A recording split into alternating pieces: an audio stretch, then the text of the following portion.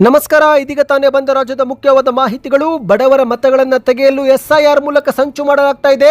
SIR ಇಂದ ಹೆಸರು ಹೋದ್ರೆ ಗೃಹಲಕ್ಷ್ಮಿ ಪಿಂಚಣಿ ಹಣ ಸಿಗೋದಿಲ್ಲ ಎಂದು DK ಶಿವಕುಮಾರ್ ಅವರ ಶಾಕಿಂಗ್ ಹೇಳಿಕೆ. ಏನಿದು SIR ಎಲ್ಲ ಮಾಹಿತಿ ನೋಡೋಣ. ಗೃಹಲಕ್ಷ್ಮಿಯರು ಈ ಒಂದು ವಿಡಿಯೋ ಸ್ವಲ್ಪನೂ ಸ್ಕಿಪ್ ಮಾಡಬೇಡಿ, ಪೂರ್ತಿಯಾಗಿ ನೋಡಿ. ಮತ್ತೊಂದೆಡೆಯಲ್ಲಿ ದೇಶಾದ್ಯಂತ ವಾಹನ ಸವಾರರಿಗೆ ಮತ್ತೊಂದು ಶಾಕಿಂಗ್ ಸುದ್ದಿ. 10 ದಿನದಲ್ಲಿ 3 ಬಾರಿ ಏರಿಕೆಯಾದ ಪೆಟ್ರೋಲ್ ಮತ್ತು ಡೀಸೆಲ್ ಬೆಲೆ ಇವತ್ತು ಮತ್ತೊಮ್ಮೆ ಏರಿಕೆಯಾಗಿದೆ. ಎಷ್ಟು ಏರಿಕೆ ಆಗಿದೆ ಎಂಬುದನ್ನು ಕೂಡ ನೋಡೋಣ. ಮತ್ತೊಂದೆಡೆಯಲ್ಲಿ ಪ್ರಧಾನಿ ಮೋದಿ ಅವರಿಗೆ ಚುನಾವಣೆ ಮಾತ್ರ ಮುಖ್ಯ, ಜನರ ಕಷ್ಟ ಅರ್ಥವಾಗ್ತಿಲ್ಲ ಎಂದು ಪೆಟ್ರೋಲ್ ಡೀಸೆಲ್ ಬೆಲೆ ಏರಿಕೆ ಬಗ್ಗೆ ಆರೋಗ್ಯ ಸಚಿವ ದಿನೇಶ್ ಗುಂಡೂರಾವ್ ಅವರು ಕಿಡಿಕಾರಿದ್ದು, ಮತ್ತೊಂದೆಡೆಯಲ್ಲಿ ಕರ್ನಾಟಕ ಸರ್ಕಾರದ ಕಾಂಗ್ರೆಸ್ ಗ್ಯಾರಂಟಿ ಬಗ್ಗೆ HD ಕುಮಾರಸ್ವಾಮಿ ಅವರು ವಾಗ್ದಾಳಿ ಮಾಡಿದ್ದಾರೆ. ರಾಜ್ಯದ ಜನರ ತಲೆ ಮೇಲೆ 1 ಲಕ್ಷ ಸಾಲ ಹೊರಿಸಿದ್ದಾರೆ. ಕಾಂಗ್ರೆಸ್ನ ಗ್ಯಾರಂಟಿಗಳಿಂದ ಜನ ನೆಮ್ಮದಿಯಾಗಿದ್ದಾರೆ ಎಂಬ ಒಂದು ಭ್ರಮೆಯಲ್ಲಿ ಕಾಂಗ್ರೆಸ್ ನಾಯಕರು ಮುಳುಗಿದ್ದಾರೆ ಎಂದು ಕುಮಾರಸ್ವಾಮಿ ಅವರು ವಾಗ್ದಾಳಿ ಮಾಡಿದ್ದಾರೆ. ಈ ಎಲ್ಲ ಮಾಹಿತಿಗಳನ್ನು ಡೀಟೇಲ್ ಆಗಿ ನೋಡೋಕ್ಕೂ ಮೊದಲು ನೀವು ನಮ್ಮ ಚಾನಲ್ಗೆ ಮೊದಲು ಬಾರಿ ಭೇಟಿ ಕೊಡ್ತಾ ಇದ್ರೆ ದಯವಿಟ್ಟು ಸಬ್ಸ್ಕ್ರೈಬ್ ಬಟನ್ ಕ್ಲಿಕ್ ಮಾಡಿ, ಪಕ್ಕದಲ್ಲಿ ಕಾಣಿಸೋ ಗಂಟೆ ಕೂಡ ಒತ್ತಿ. ಇದರಿಂದ ರಾಜ್ಯದ ಮುಖ್ಯವಾದ ಸುದ್ದಿಗಳು ನಿಮಗೆ ಸಿಗುತ್ತವೆ. ವಿಡಿಯೋಗೆ ಲೈಕ್ ಮಾಡಿ ಹಾಗೂ ವಿಡಿಯೋ ಪೂರ್ತಿಯಾಗಿ ನೋಡಿ. ಬನ್ನಿ ಸ್ನೇಹಿತರೆ, ಎಲ್ಲ ಮುಖ್ಯವಾದ ಮಾಹಿತಿಗಳನ್ನು ಡೀಟೇಲ್ ಆಗಿ ನೋಡೋಣ. ಇದೀಗ ರಾಜ್ಯದ ಉಪಮುಖ್ಯಮಂತ್ರಿ DK ಶಿವಕುಮಾರ್ ಅವರು SIR ಬಗ್ಗೆ ಜಾಗೃತರಾಗಿರಬೇಕು ಎಂದು ಎಚ್ಚರಿಕೆ ಕೊಟ್ಟಿದ್ದಾರೆ. SIR ನಿಂದ ನಿಮ್ಮ ಹೆಸರು ಹೋದ್ರೆ ಗೃಹಲಕ್ಷ್ಮಿ ಪಿಂಚಣಿ ಸೌಲಭ್ಯ ಸಿಗೋದಿಲ್ಲ ಎಂದು ಮಾಧ್ಯಮಗಳ ಮುಂದೆ ಎಚ್ಚರಿಕೆ ಕೊಟ್ಟಿದ್ದಾರೆ.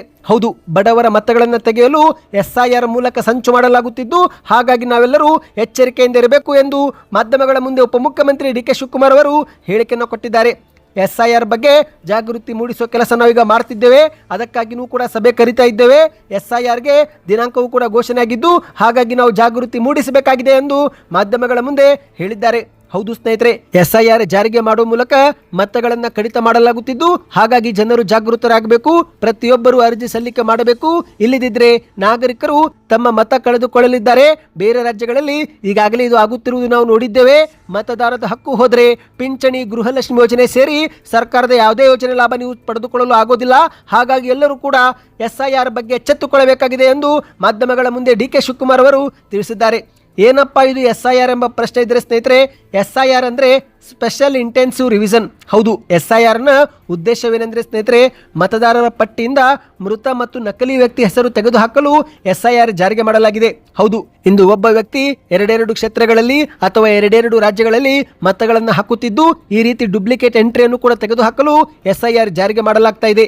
ವರ್ಗಾವಣೆಗೊಂಡ ಮತದಾರರ ಮಾಹಿತಿಯನ್ನು ನವೀಕರಿಸಲು ಮತ್ತು ಹೊಸಹರ ಮತದಾರರ ಸೇರ್ಪಡೆ ಮಾಡಲು SIR ಈಗ ಜಾರಿಗೆ ಮಾಡಲಾಗಿದೆ. ಹೌದು ಗೆಳೆಯರೆ, ಮತದಾರರ ಪಟ್ಟಿಯನ್ನ ಶುದ್ಧೀಕರಿಸುವ ಜೊತೆಗೆ ನವೀಕರಿಸಲಾಗುತ್ತಿದೆ ಮತ್ತು ಪ್ರತಿಯೊಬ್ಬ ಅರ್ಹ ನಾಗರಿಕನ ನೋಂದಣಿ ಖಚಿತಪಡಿಸಿಕೊಳ್ಳುವುದು ಮತ್ತು ಚುನಾವಣೆಯ ಸಮಯದಲ್ಲಿ ಪಾರದರ್ಶಕತೆ ಮತ್ತು ನ್ಯಾಯಸಮ್ಮತ ಚುನಾವಣೆ ನಡೆಸಲು SIR ಜಾರಿಗೆ ಮಾಡಲು ಕೇಂದ್ರ ಸರ್ಕಾರ ಮುಂದಾಗಿದೆ. ಒಟ್ಟಿನಲ್ಲಿ ಸ್ನೇಹಿತರೆ, SIR ಅಂದರೆ ಈ ಒಂದು ನಕಲಿ ಮತ್ತು ಸತ್ಯ ಹೆಸರನ್ನು ತೆಗೆದುಹಾಕಿ ನಿಜವಾದ ಮತ್ತು ಅರ್ಹ ಮತದಾರರನ್ನು ಸೇರಿಸುವ ಕಾನೂನು ಪ್ರಕ್ರಿಯೆ ಆಗಿದ್ದು, ಆದರೆ ಇದೇ ಒಂದು SIR ಸಮಯದಲ್ಲಿ ನಿಮ್ಮ ಹೆಸರು ಕೂಡ ಡಿಲೀಟ್ ಆದರೆ ಗೃಹಲಕ್ಷ್ಮಿ ಮತ್ತು ಪಿಂಚಣಿ ಹಣ ಸಿಗೋದಿಲ್ಲ ಎಂದು DK ಶಿವಕುಮಾರ್ ಅವರು ಎಚ್ಚರಿಸಿದ್ದಾರೆ. ಇನ್ನು ಗೃಹಲಕ್ಷ್ಮಿ ಯೋಜನೆ ಕುರಿತಂತೆ ಮತ್ತೊಂದು ಮಾಹಿತಿ ಬಂದಿದೆ. ಹೌದು ಗೆಳೆಯರೆ, ಪ್ರಮುಖ ಕಾಂಗ್ರೆಸ್ ಸರ್ಕಾರದ ಗ್ಯಾರಂಟಿಯಲ್ಲಿ ಒಂದಾಗಿರುವ ಗೃಹಲಕ್ಷ್ಮಿ ಯೋಜನೆಯ ಬಾಕಿ ಉಳಿದಂತ 2 ತಿಂಗಳ ಕಂತನ್ನ ಶೀಘ್ರವೇ ಬಿಡುಗಡೆ ಮಾಡಬೇಕು ಎಂದು ಈಗ ಕರ್ನಾಟಕದ ಸರ್ಕಾರಕ್ಕೆ ಹೈಕೋರ್ಟ್ ನೋಟಿಸ್ ಜಾರಿಗೆ ಮಾಡಿದೆ. ಹೌದು, 2025ರ ಫೆಬ್ರವರಿ ಮತ್ತು ಮಾರ್ಚ್ ತಿಂಗಳ 2 ಕಂತಿನ ಹಣ ಜಮಾ ಆಗಿಲ್ಲ. ಇದನ್ನು ಜಮಾ ಮಾಡಬೇಕು ಎಂದು ಬೆಂಗಳೂರಿನ ಕಮಲಾನಗರದ ಆರ್ ಗಂಗಾ ಮತ್ತು ನಂದಿನಿ ಲೇಔಟ್ನ GD ಪವಿತ್ರ ಎನ್ನುವರು ಹೈಕೋರ್ಟ್ ಮೊರೆ ಹೋಗಿ ಸಾರ್ವಜನಿಕ ಹಿತಾಸಕ್ತಿ ಅರ್ಜಿ ಸಲ್ಲಿಕೆ ಮಾಡಿದ್ದು, ಈ ಒಂದು ಅರ್ಜಿಯನ್ನು ವಿಚಾರಣೆ ಮಾಡಿದಂತ ನ್ಯಾಯಮೂರ್ತಿ ಸೂರಜ್ ಗೋವಿಂದರಾಜು ಮತ್ತು ನ್ಯಾಯಮೂರ್ತಿ K ಮನ್ನತ್ರಾವ್ ಅವರು ಕಾಂಗ್ರೆಸ್ ಸರ್ಕಾರದ ಹಣಕಾಸು ಇಲಾಖೆ ಮತ್ತು ಮಹಿಳಾ ಮತ್ತು ಮಕ್ಕಳ ಅಭಿವೃದ್ಧಿ ಇಲಾಖೆಗೆ ಶೀಘ್ರವೇ ಹಣ ಬಿಡುಗಡೆ ಮಾಡುವಂತೆ ನೋಟಿಸ್ ಜಾರಿಗೆ ಮಾಡಿದ್ದಾರೆ. ನಿಮ್ಮ ಬ್ಯಾಂಕ್ ಖಾತೆಗೂ ಗೃಹಲಕ್ಷ್ಮಿ ಯೋಜನೆ ಹಣ ಜಮೆ ಆಗ್ತಾ ಇದೆಯಾ? ಕಮೆಂಟ್ ಮಾಡಿ ತಿಳಿಸಿ. ಬನ್ನಿ ಸ್ನೇಹಿತರೆ, ಮತ್ತೊಂದು ಶಾಕಿಂಗ್ ಸುದ್ದಿಗೆ ಹೋಗೋಣ. ಕೇವಲ ಕಳೆದ 10 ದಿನಗಳಲ್ಲಿ ಪೆಟ್ರೋಲ್ ಮತ್ತು ಡೀಸೆಲ್ ಬೆಲೆಯಲ್ಲಿ 3 ಬಾರಿ ಏರಿಕೆ ಮಾಡಲಾಗಿದೆ. ಹೌದು ಸ್ನೇಹಿತರೆ, ವಾಹನ ಸವಾರರಿಗೆ ಶಾಕಿಂಗ್ ಸುದ್ದಿ. ಮೇ 23 ಶನಿವಾರದಂದು ದೇಶಾದ್ಯಂತ ಮತ್ತೊಮ್ಮೆ ಪೆಟ್ರೋಲ್ ಹಾಗೂ ಡೀಸೆಲ್ ಬೆಲೆಯಲ್ಲಿ ಏರಿಕೆಯಾಗಿದೆ. ಹೌದು, ಡೀಸೆಲ್ ಮತ್ತು ಪೆಟ್ರೋಲ್ ಬೆಲೆ ಏರಿಕೆಯಾಗಿದೆ ಸ್ನೇಹಿತರೆ. ಪೆಟ್ರೋಲ್ ಪ್ರತಿ ಲೀಟರ್ನಲ್ಲಿ 87 ಪೈಸೆ ಏರಿಕೆ ಆದರೆ ಡೀಸೆಲ್ ದರ ಪ್ರತಿ ಲೀಟರ್ಗೆ 91 ಪೈಸೆ ಹೆಚ್ಚಳವಾಗಿದೆ. ಅಂದಹಾಗೆ ಸ್ನೇಹಿತರೆ, ಕಳೆದ 10 ದಿನದಲ್ಲಿ ಇದು 3ನೇ ಏರಿಕೆ. ಇತ್ತೀಚೆಗಷ್ಟೇ ಪ್ರತಿ ಲೀಟರ್ ಪೆಟ್ರೋಲ್ ಮತ್ತು ಡೀಸೆಲ್ ಬೆಲೆಯಲ್ಲಿ 3 ರೂಪಾಯಿ ಏರಿಕೆ ಮಾಡಲಾಯಿತು. ಅದಾದ 3 ದಿನಗಳ ನಂತರ ಮತ್ತೆ 1 ರೂಪಾಯಿ ಏರಿಕೆ ಮಾಡಲಾಯಿತು. ಇದೀಗ ಮತ್ತೊಮ್ಮೆ ಪೈಸೆ ಲೆಕ್ಕದಲ್ಲಿ ಏರಿಕೆ ಮಾಡಲಾಗಿದೆ. ಒಟ್ಟಿನಲ್ಲಿ ದಿನೇ ದಿನೇ ಏರುತ್ತಿರುವ ಅಗತ್ಯ ವಸ್ತುಗಳ ಬೆಲೆ ಏರಿಕೆಯಿಂದ ಮೊದಲೇ ಕಂಗಾಲಾಗಿರುವ ಸಾರ್ವಜನಿಕರಿಗೆ ಈಗ ಇಂಧನ ಕಂಪನಿಗಳು ಶನಿವಾರ ಮತ್ತೊಮ್ಮೆ ಬೆಲೆ ಏರಿಕೆ ಮಾಡುವ ಮೂಲಕ ಬರೆ ಹಾಕಿವೆ. ಹೌದು, ದೇಶಾದ್ಯಂತ ಪೆಟ್ರೋಲ್ ಮತ್ತು ಡೀಸೆಲ್ ದರ ಗಣನೀಯವಾಗಿ ಏರಿಕೆ ಆಗುತ್ತಲೇ ಇದ್ದು ವಾಹನ ಸವಾರರ ಜೇಬಿಗೆ ಮತ್ತಷ್ಟು ಕತ್ತರಿ ಬಿದ್ದಂತಾಗಿದೆ. ಅಂದಹಾಗೆ ಸ್ನೇಹಿತರೆ, ಆರ್ಥಿಕ ತಜ್ಞರು ಮತ್ತು ಇಂಧನ ಕಂಪನಿಯ ಮೂಲಗಳ ಪ್ರಕಾರ ಪ್ರಸ್ತುತ ಇಂಧನ ದರ ಏರಿಕೆಗೆ 2 ಕಾರಣಗಳು ಎಂದು ಹೇಳಿದ್ದಾರೆ. ಮೊದಲನೇ ಕಾರಣ, ಅಂತಾರಾಷ್ಟ್ರೀಯ ಜಾಗತಿಕ ಮಾರುಕಟ್ಟೆಯಲ್ಲೇ ಕಚ್ಚಾ ತೈಲದ ಬೆಲೆ ಸತತವಾಗಿ ಏರಿಕೆ ಆಗುತ್ತಿದ್ದು ಹಾಗಾಗಿ ಭಾರತೀಯ ಮಾರುಕಟ್ಟೆ ಮೇಲೂ ಕೂಡ ಪರಿಣಾಮ ಬೀರ್ತಾ ಇದೆ ಎಂದು ಆರ್ಥಿಕ ತಜ್ಞರು ಕಾರಣ ಕೊಟ್ಟಿದ್ದಾರೆ. ಇನ್ನು ಎರಡನೇ ಕಾರಣ ಯುದ್ಧದ ಪರಿಣಾಮ. ಹೌದು, ಪಶ್ಚಿಮ ಏಷ್ಯಾ ಪ್ರಾಂತ್ಯದಲ್ಲಿ ನಡೆಯುತ್ತಿರುವ ಯುದ್ಧ ಮತ್ತು ಭೌಗೋಳಿಕ ರಾಜಕೀಯ ಉದ್ವಿಗ್ನತೆಯಿಂದಲೇ ತೈಲ ಪೂರೈಕೆಯಲ್ಲಿ ಏರುಪೇರು ಉಂಟಾಗಿ ಇದು ಬೆಲೆ ಹೆಚ್ಚಳಕ್ಕೆ ಕಾರಣವಾಗಿದೆ ಎಂದು ಹೇಳಲಾಗ್ತಾ ಇದೆ. ಒಟ್ಟಿನಲ್ಲಿ ಸ್ನೇಹಿತರೆ, ಈಗ ಪೆಟ್ರೋಲ್ ಮತ್ತು ಡೀಸೆಲ್ ಬೆಲೆ 3ನೇ ಬಾರಿ ಏರಿಕೆಯಾಗಿದ್ದು ಹಾಗಾಗಿ ಶೀಘ್ರವೇ ಮುಂದಿನ ದಿನಗಳಲ್ಲಿ ಸರಕು ಸಾಗಣೆ ವೆಚ್ಚವೂ ಕೂಡ ಹೆಚ್ಚಳವಾಗಿ ನಿತ್ಯ ಬಳಕೆಯ ತರಕಾರಿ, ಹಾಲು ಮತ್ತು ಇತರೆ ಅಗತ್ಯ ವಸ್ತುಗಳ ಬೆಲೆಯೂ ಕೂಡ ಏರಿಕೆ ಆಗುವ ಆತಂಕ ಎದುರಾಗಿದೆ. ಈ ಬಗ್ಗೆ ನಿಮ್ಮ ಅನಿಸಿಕೆಯನ್ನು ಕಮೆಂಟ್ ಮಾಡಿ.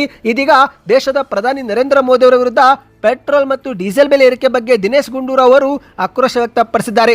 ಮೋದಿ ಅವರಿಗೆ ಚುನಾವಣೆ ಮಾತ್ರ ಮುಖ್ಯ, ಜನರ ಕಷ್ಟ ಅರ್ಥವಾಗ್ತಿಲ್ಲ ಎಂದು ಬೆಂಗಳೂರಲ್ಲಿ ಕಿಡಿಕಾರಿದ್ದಾರೆ.